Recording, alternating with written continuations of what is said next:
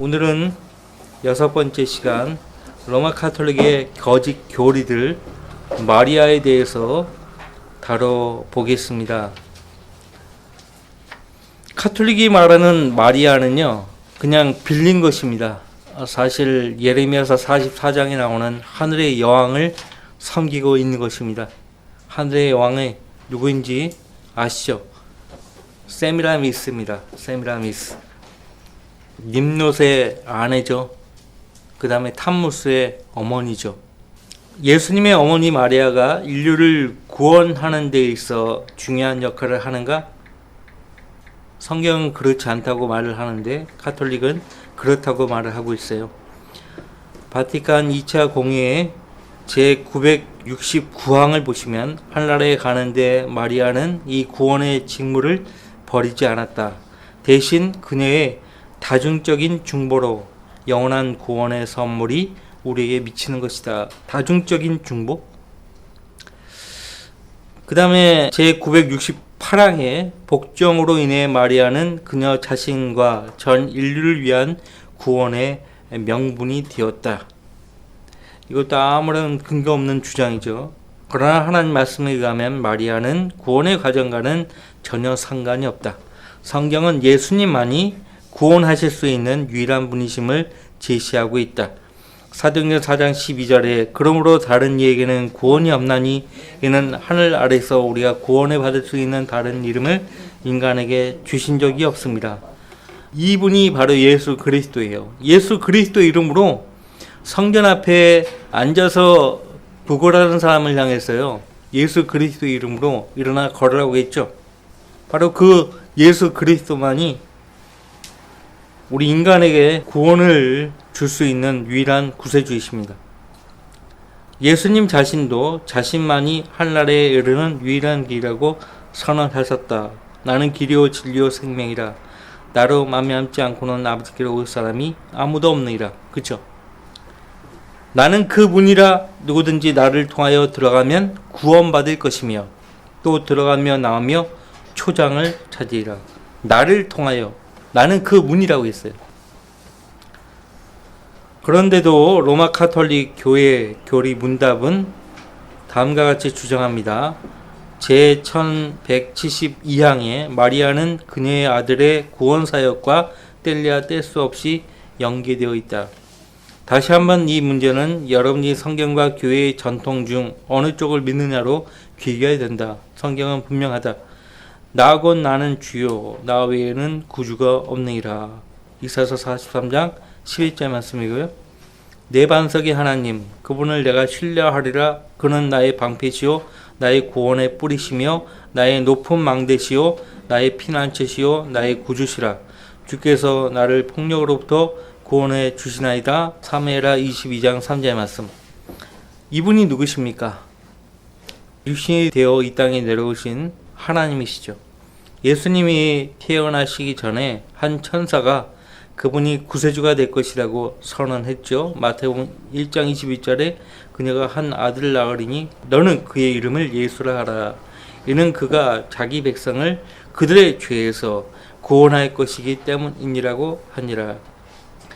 자, 예수님께서 구세주라는 것은 계속해서 찾을 수 있죠. 사도행전 5장 31절에 이분을 하나님께서 오른손으로 높이셔서 통치자와 구주가 되게 하셨으니 이는 이스라엘의 회개와 제사함을 주시기 위함이라. 카톨릭이 최초의 교황이라고 일컫는 베드로 역시 같은 말을 한다. 베드로는 마리아가 아니라 예수님이 구세주이심을 분명히 알고 있었다. 그는 구세주로서 마리아가 아니라 예수님께 영광을 돌렸다. 자, 여러분들 사도행전의 사도들과 성도들은 예수 그리스도가 우리의 유일한 구세주이심을 증거했습니다. 마리아라고 말한 적이 없어요. 마리아도 구원의 다중적인 역할을 한다. 다중적인 중보로 영원한 구원의 선물이 되신다. 뭐 이렇게 말을 하는 카톨릭. 잘못되었죠. 로마 카톨릭이 최초의 교황이라고 말을 하는 사도 베드로 역시 은혜와 우리 주여 구주이신 예수 그리스도를 아는 지식 안에서 자라가라. 영광이 이제와 영원토록 그에게 있을지어다. 아멘. 베드로후서 3장 18절 말씀이고요. 바로 이 베드로가 이렇게 말을 하고 있죠. 베드로전서 1장 18절 19절 말씀에 너희가 너희의 허망한 행실에서 은이나 금 같은 썩어질 것들로 구속된 것이 아니라 흠도 없고 점도 없는 어린 양 같은 그리스도의 보배로운 피로 된 것이기 때문이니라. 의심할 여지 없이 마리아가 아니라 예수님께서 구세주이십니다. 자, 근데 카톨릭은요, 마리아를 어떻게 말을 하는가? 태어나면서부터 구원을 받았다라고 주장합니다. 이 세상에 태어나면서부터 지옥의 저주로부터 구원받은 사람은 없습니다. 없어요. 태어나면서부터. 카톨릭 교리는 마리아가 결코 죄를 짓지 않았으며 태어나는 순간부터 구원받았다고 주장한다. 왜 이렇게 주장하는가? 중보자로 만들기 위함이죠. 또 다른 중보자로 만들기 위해서요, 이런 엉터리 교리를 만들어내는 것이에요. 자, 제495항에 하나님의 은혜로 마리아는 평생 동안 모든 개인적인 죄에서 벗어날 수 있었다. 그러합니까? 자, 마리아가 예수님을 낳았을 때 어떻게 했습니까? 정결례를 치렀어요. 왜? 그도 하나님 앞에 죄인이기 때문에, 죄인이었기 때문에 정결례, 자기 몸을 깨끗게 하는 그 정결례를 치러 했어요. 왜? 그가 죄가 없는데 하나님께 제물을 바칩니까? 산비둘기와 쥐비둘기를 바쳤잖아요. 로마 카톨릭의 주장은 틀린 것이죠. 제494항에 단 하나의 죄도 없이 구원에 대한 하나님의 뜻을 전심으로 받아들이면서 마리아는 그녀의 아들의 인격과 사역에 전적으로 헌신했다. 마리아는 구속의 가장 뛰어난 열매이다. 그녀가 잉태되는 순간부터 그녀는 원죄의 얼룩에서 완전히 보존되었고 그녀의 전생에 동안 모든 개인적인 죄를 짓지 않고 순결한 상태를 유지했다. 여러분들, 마리아의 그 생애에 대해서 성경은 다루고 있지 않죠. 마리아가 태어나서 어떻게 자랐는지 그런 기록이 전혀 없어요. 근데 이런 주장을 어떻게 하는 거죠? 어디에서 가져온 거죠? 성경에 없는데. 성경에 그녀에 대한 정보가 없어요. 그래서 거짓말을 하죠. 마리아는 구속의 가장 뛰어난 열매이다. 그녀가 잉태하는 순간부터 그녀는 원죄의 얼룩에서 완전히 보존되었고 그녀의 전생에 동안 모든 개인적인 죄를 짓지 않고 순결한 상태를 유지했다. 참. 그러니까 중보자로 만들어내고 그 다음에 이제 중보자이기 때문에 순결한 상태를 계속 유지했다. 이렇게 거짓말을 해야 되고, 심지어는 잘 아시다시피 그녀도 예수님처럼 승천했다라고 거짓 주장을 해야 돼요. 이 내용이 제508항과 제722항에 있어요. 물론 이런 교리는 하나님의 말씀과 아무런 상관이 없다. 우린 2페이지 중간 단락을 보고 있습니다. 카톨릭은 이것이 또 하나의 교회의 전통임을 인정하고 있다. 제491항 수세기 동안 교회는 하나님을 통한 은혜가 충만한 마리아가 잉태되는 순간부터 구속되었음을 지금까지 충분히 인식해왔다. 수세기 동안 교회는. 자, 로마 카톨릭이 생겨난 때는 300년 중반입니다. 300년 중반인데 그 전에 200년 중반부터 타락한 교부들에 의해서요, 어머니 교회, 그 다음에 보편적인 교회, 카톨릭 교회다, 이런 말을 하기 시작했거든요. 200년 중반 전에는 마리아가 잉태되는 순간부터 구속되었다고 이런 주장을 한 사람이 한 명도 없었어요. 자, 그러나 성경은 마리아가 아니라 예수님을 죄 없으신 분으로 칭하고 있다. 그래서 이런 주장을 하기 시작한 교부들은 라틴 교부들이에요. 라틴 교부들은 거의 대부분이 이런 헛소리를 했습니다. 이 시간이 되면은 제가 이제 교부들에 대해서 여러분들에게 말씀을 드릴 계기가 있을 거예요. 자, 오늘은 마리아에 대해서 살펴봐야 되니까요. 거기 중간 단락, 그러나 성경은 마리아가 아니라 예수님을 죄 없으신 분으로 칭하고 있다. 하나님께서 죄를 알지도 못하는 그를 우리를 위하여 죄로 삼으신 것은 우리로 하여금 그 안에서 하나님의 의가 되게 하려 하심이라. 자, 주 예수님 외에는 지금까지 어느 누구도 죄 없는 사람이 없었음을 성경은 분명히 밝히고 있다고 했어요. 이는 모든 사람이 죄를 지었으므로 하나님의 영광에 이르지 못하다가 기록된 바와 같이 의인은 없나니 없도다, 한 사람도 없도다. 모두가 탈선하여 함께 무익하게 되었으며 선을 행하는 자가 없으니 없도다, 한 사람도 없도다. 그렇게 말씀하고 있죠. 이 구절 중 단 한 구절도 마리아를 제외한 모든 사람이 죄를 지었다고 되어 있지 않은 것은 말할 필요도 없다. 그러나 성경은 모든 것이 죄 아래 있다고 단정하였으니 이는 예수 그리스도를 믿음으로 말미암는 약속을 믿는 사람들에게 주라는 것이라. 자, 그러면 마리아는 태어날 때부터 구원받은 상태에서 태어났다고 하는데 그것을 입증할 만한 성경 자체에 증거 구절이 있는가? 없어요. 그런 말이 없어요. 그런데 무엇보다 마리아는요, 자신에게 구세주가 필요하다는 것을 알고 있었다는 점이에요. 누가복음에서 마리아는 자신이 죄인임을 인정했다. 그렇지 않았다면 그는 결코 자신에게 구주가 필요하다고 생각하지 않았을 것이다. 이게 증거 구절이에요. 누가복음 2장 46절 47절, 그때 마리아가 말하기를 내 혼이 주를 드높이며 내 영이 하나님 내 구주 안에서 기뻐하였도다. 주, 내 구주. 그러니까 자기 배를 빌려서 태어날 분이 자신의 구주이심을 그녀는 진작부터 알았던 거예요. 이 카톨릭이 주장하는 마리아와 성경에서 말을 하는 마리아는 전혀 다릅니다.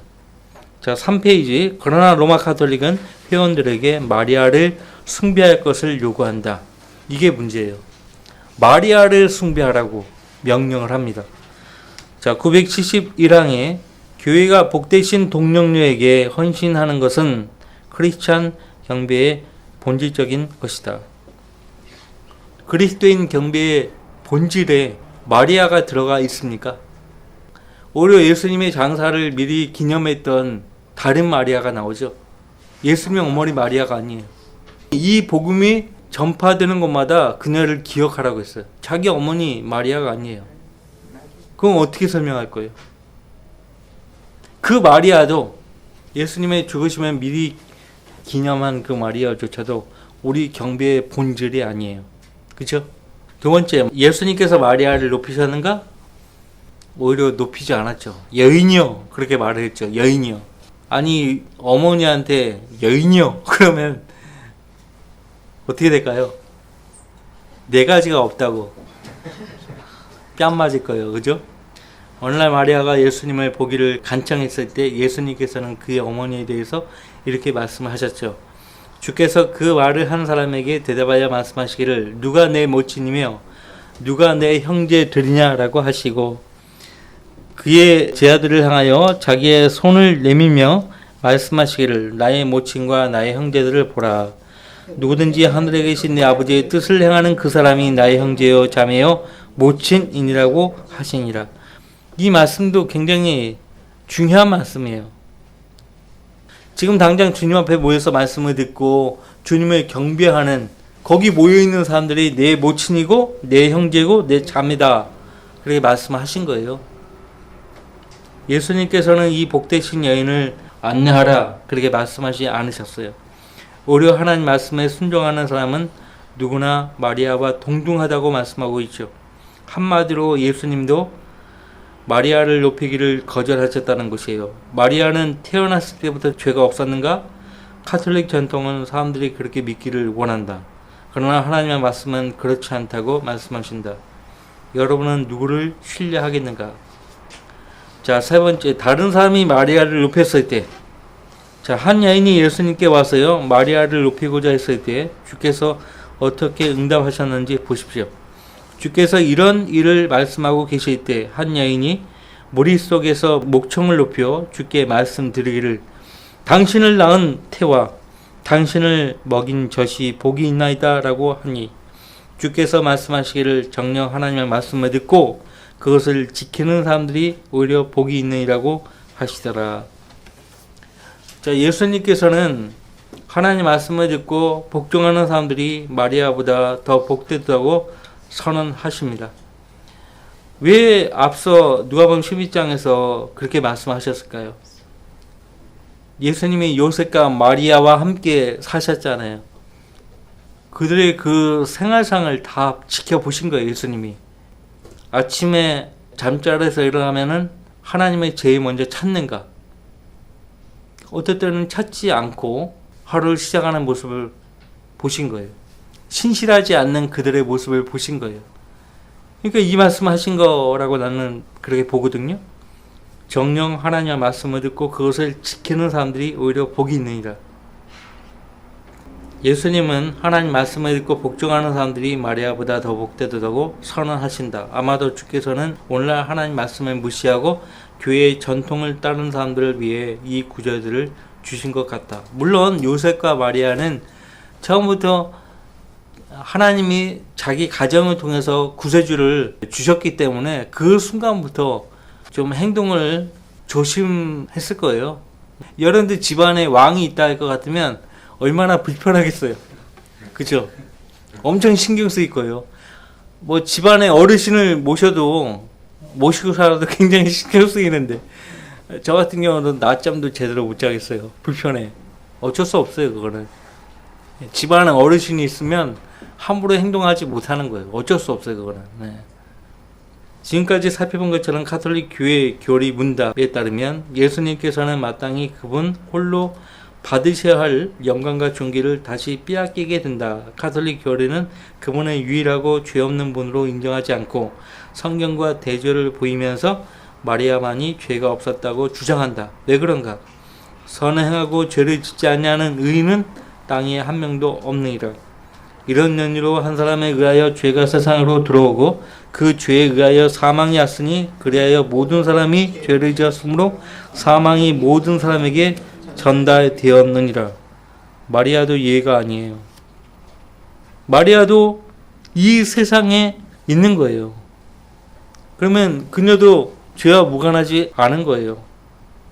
그러니까 가톨릭은 그녀가 죄 없이 태어났다는 말을 안 해요. 단지 태어났을 때 구원받은 상태로 태어났다라고 주장하는 거죠. 근데 그렇게 입증할 수 있는 성경 구절이 없다니까요. 없어요. 자, 네 번째. 마리아, 영원한 동정녀인가? 아니죠. 그런데 가톨릭 교리는 마리아가 평생 동안 동정녀로 남아있었다고 기록합니다. 예수님 외에도 여러 명의 아들들과 딸들을 낳았습니다. 근데 다 사촌 동생들이라고 우겨대죠. 제 510항에 마리아는 그녀의 아들을 잉태했을 때 동정녀였고 그를 낳을 때도 동정녀였고 그녀의 저주로 그를 기를 때도 동정녀였고 항상 동정녀였다. 이 표현을 보십시오. 응? 우기고 있는 그 느낌이 들지 않습니까? 잉태했을 때 동정녀였고 낳을 때도 동정녀였고 저주로 그를 기를 때도 동정녀였고 항상 동정녀였다. 우기고 있어요. 또한 교회의 기도문은 마리아를 영원한 동정녀로 기념하고 있다. 제 499항이에요. 자, 마리아는 동정녀로 계속 있었거나 그렇지 않았거나 둘 중 하나이다. 여러분이 취하게 될 입장은 사람들의 전통과 하나님 말씀 중 어느 쪽을 신뢰하느냐에 달렸다. 성경은 예수님을 낳은 후 마리아는 다른 아이들을 낳았다고 주장한다. 이게 굉장히 중요한 말씀들이니까 꼭 밑줄치고 기억하십시오. 이 사람은 목수의 아들이 아니냐? 그의 모처는 마리아라 하지 않느냐? 또 그의 형제들은 야고보와 요새와 시몬과 유다가 아니냐? 그러니까 예수님을 하나님으로 인정하지 않은 이유가 여기 있어요. 예수님을 낳은 그 부모조차도 또 다른 자식들을 가지고 있다는 거죠. 이 사람은 마리아의 아들이며 야고보와 요새와 유다와 시몬의 형제인 목수가 아니냐? 또 그의 누이들이 여기 우리와 함께 있지 아니하느냐 하며 그들이 주를 배척하더라. 그의 누이들이라고 말을 하잖아요. 형제가 있고 누이들이 있다는 거죠. 보세요. 누가 사촌 집안까지 얘기를 합니까? 천수까지 따집니까? 응? 직계 형제자매만 얘기하는 거죠. 사도 바울은 다음과 같이 기록하였다. 주의 아우인 야고보 외에는 다른 사도들을 만나보지 못하였노라. 여기 주의 아우도 그 사촌 형제라고 또 우겨대죠. 분명히 성경에 주의 아우인 야고보라고 되어 있는데, 이 구절들은 너무나도 명백하게 가톨릭 교리와 대조를 이루는데, 가톨릭 교리는 이에 대해 다음과 같이 설명한다. 근데 희한하게 복음서 어디를 봐도 예수님의 사촌들은 나오지가 않아요. 안 나와. 이름조차도 안 나와. 직계 형들, 누이들만 나와요. 자, 제500항. 교회는 항상 이 구절들이 동정녀 마리아의 다른 자녀들을 언급하는 것이 아니라고 이해해왔다. 어떤 교회? 가톨릭 교회요. 가톨릭 교회는 그래요. 참된 교회는 그렇지 않죠. 사실 예수님의 형제들인 야고보와 요셉은 그리스도의 제자였던 다른 마리아의 아들들이다. 거짓말이죠. 거짓말입니다. 다른 마리아? 왜 성경을 왜곡시키는가? 이 구절들은 분명하게 예수님의 어머니 마리아를 언급하고 있다. 분명히 말을 하고 있잖아요. 목수의 아들, 또 그의 모친은 마리아라 하지 않냐, 그렇게 말을 하고 있잖아요. 그런데도 왜 카톨릭은 마리아를 그녀의 남편 요셉과 정상적인 결혼 생활을 하기에는 너무도 위대한 신격을 가진 피조물로 선전하는 것인가? 이것이 독신 생활을 앞장서는 오늘날의 사제들과 수녀들의 모습과 마리아를 더욱 유사하게 만들고 있지 않은가? 이것들은 여러분 스스로 답변해야 하는 질문들이다. 사회주의, 공산주의가 카톨릭에서 나온 것을 아십니까? 카톨릭처럼 어떤 지도자를 우상화를 만들어요. 똑같이 하잖아요. 공산주의자들도 똑같이 우상화를 하나 만들잖아요. 한 사람. 남미에서는 체 게바라가 우상입니다. 누구 하나를 우상으로 만들어야 돼요. 카톨릭이 그래요. 카톨릭이. 가만히 보면 예수님은 마리아 뒷전이에요. 마리아가 항상 앞서 있어요. 자, 5번째, 이방 여신을 낳은 마리아. 이게 중요한 부분이에요. 왜 마리아를 영원한 동정녀의 자리까지 높이는가? 이것은 이 책의 범위 밖에 이르지만 로마 카톨릭의 마리아는 구약시대에 숭배되었던 이교도들의 신들과 놀라운 유사성이 있다. 카톨릭 교도들의 종교에 나오는 마리아가 성경의 마리아보다는 이교도의 신을 훨씬 더 닮았다는 사실에 모든 카톨릭 교도들은 당혹스러워해야 할 것이다. 마리아는 신비의 영원한 동정녀인가 아니면 그렇지 않은가? 여러분에게는 두 가지 외에는 선택의 여지가 없다. 사람들의 전통을 받아들이고 하나님의 말씀을 거부하라. 그렇지 않으면 하나님의 말씀을 기록된 그대로 믿으라. 이 부분에 대해서 아주 철저하게 깊이 조사하신 분이 있습니다. 영국 성공의 사제예요. 감독입니다. 알렉산더 히슬럽이라고. 영국 성공회가 사실 카톨릭에서 분리는 했지만은 모양새가 카톨릭이거든요. 옷만 바꿔 입은 카톨릭. 성공회가 그래요. 하는 짓이 똑같아요. 카톨릭 내에서도 사제가 있잖아요. 사제라고 부르잖아요. 목사라는 이런 말이 없어요. 사제. 마리아는 완전히 거룩한가? 로마 카톨릭 교회 교리 문답은 동정녀 마리아가 진정한 거룩함의 기준이자 근원이라고 주장한다. 5페이지. 2030항. 교회를 통하여 신자는 거룩함을 배우고 완전히 거룩한 동정녀 마리아를 거룩함의 기준이자 근원으로 여긴다. 그렇지 않죠. 카톨릭이만 그렇게 하는 거예요. 여기에 또 다른 모순이 있다. 앞서 논의한 바와 같이 성경은 마리아가 구주를 필요로 하는 죄인임을 말씀하고 있다. 물론 마리아가 하나님의 아들을 낳는 위대한 축복을 받은 것은 사실이다. 그러나 그렇다고 해서 그녀 자신이 거룩하게 되는 것은 아니다. 다음은 하나님께서 하신 일을 찬양하면서 마리아 자신이 한 말이다. 이는 주께서 자기 여종의 낮은 지혜를 살펴보셨음이니 보라, 이제부터는 모든 세대가 나를 복받은 사람이라고 부르라. 누가복음 1장 48절 말씀이죠.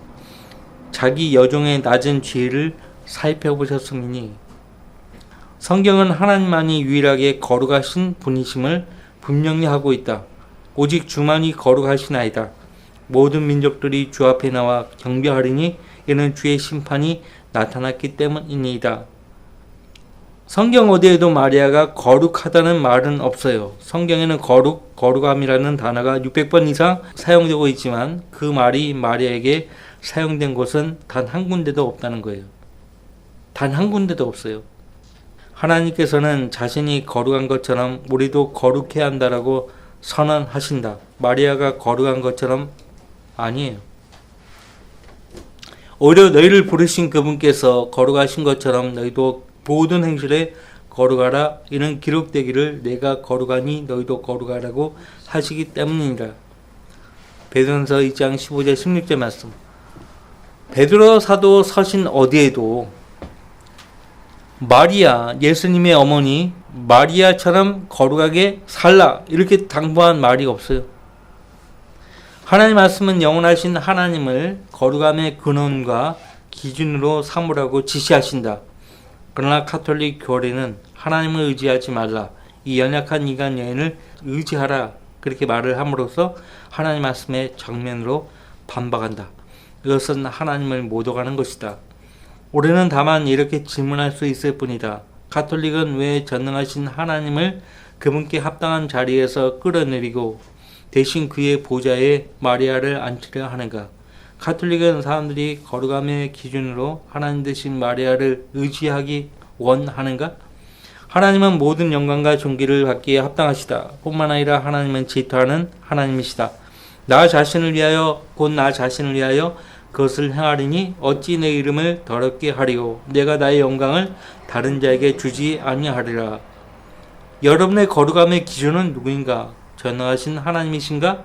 아니면 죄인인 한 여인인가? 답해 보세요. 자, 마리아는 인간의 중보자인가?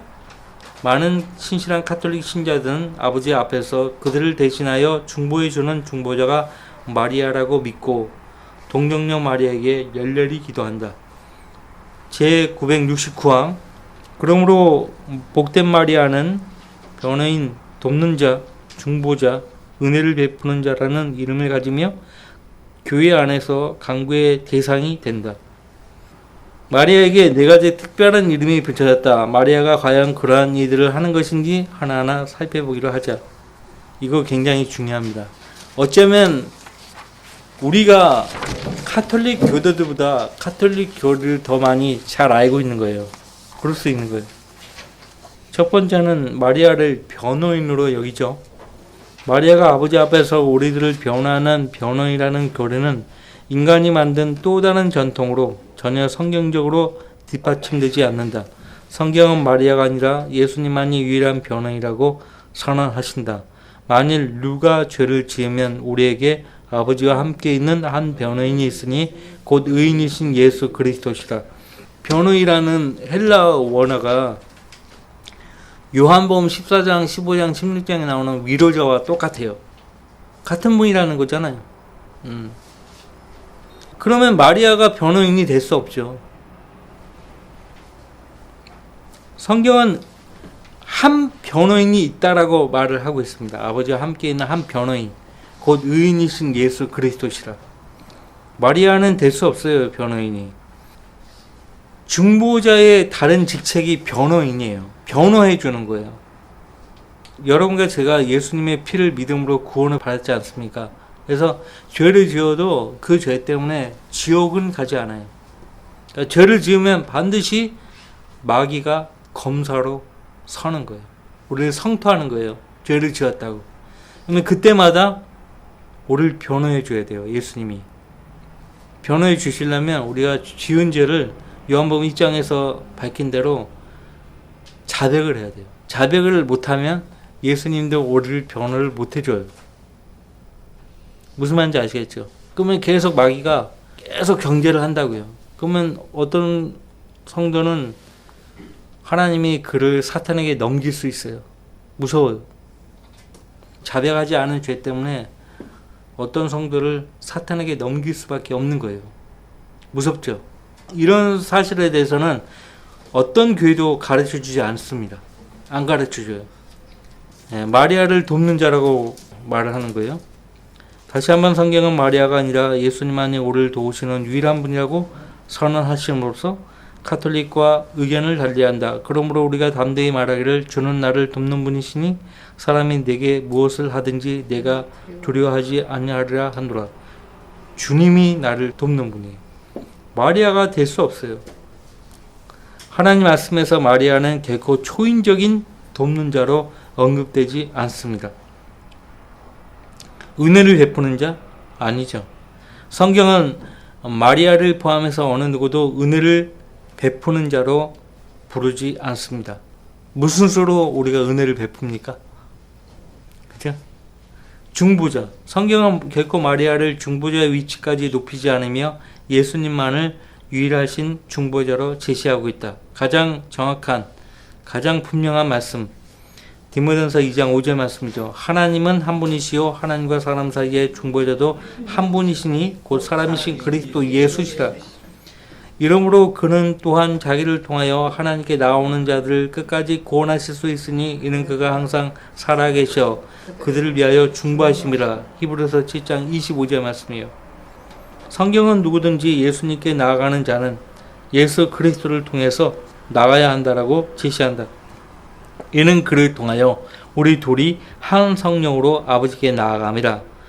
에베소서 2장 18절 말씀. 이것은 하나님께서 그리스도 예수 우리 주 안에서 계획하신 영원한 목적에 따른 것이니라. 그 안에서 우리가 그분을 믿음으로 담대함과 확신을 가지고 나아가느니라. 그분 예수 그리스도예요. 성경은 명백하게 말씀하신다. 예수님만이 하나님 앞에서 유일하신 변호인, 돕는 자, 중재자, 중보자이시다. 그러나 카톨릭 전통은 이 네 가지 칭호를 예수님께로부터 빼앗아 마리아에게 바친다. 이유가 무엇인가? 왜 예수님의 지위가 번번이 격화되어야 하는가? 왜 카톨릭 교회는 성경에 예수님께 드리는 모든 것을 그분에게서 빼앗아 어떤 인간이나 어떤 것에게 주는 것인가? 마리아가 그렇게도 위대한 존재라면 왜 사도 바울 같은 성경의 위대한 인물들은 다음과 같은 말을 하는가? 이는 내가 예수 그리스도와 그의 십자가에 못 박히심 외에는 너희 가운데서 아무것도 알지 아니하기로 작정하였습니다. 고린도전서 2장 2절 말씀이에요. 마리아는 언급도 없어요.